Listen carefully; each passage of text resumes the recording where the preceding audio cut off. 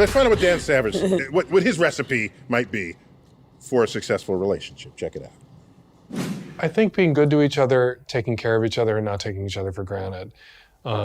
And to try to keep things in perspective. You know, as a relationship advisor, what I'm constantly noticing is people who are obsessed with the things in their relationships that annoy them, and they can be very articulate and long-winded about their partner's faults or the things that they're dissatisfied with in the relationship, and nowhere near as long-winded or articulate about their partner's strengths or what's good about the relationship. I call it paying the price of admission in a long-term relationship.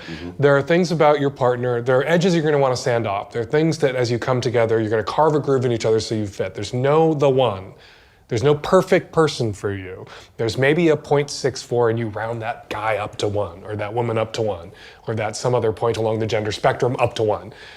You make them the one. That's an act of will that you did for them, and they're doing the same for you. To make that happen, that's an under-recognized need in a relationship, because people are saying, "I want the person who I will then never have to change." Right, and in practice, no. If such a person exists, you're not finding them because there's 7 billion people in the world. That person doesn't exist. Even inside of 7 billion. Even in 7 billion, that person. Even if we get to 7 trillion, that person does not exist. Okay, so people grind against each other. People annoy each other. So in math, we might call that the intersection function. That function will, in any healthy relationship, need to be continually adjusted and modified.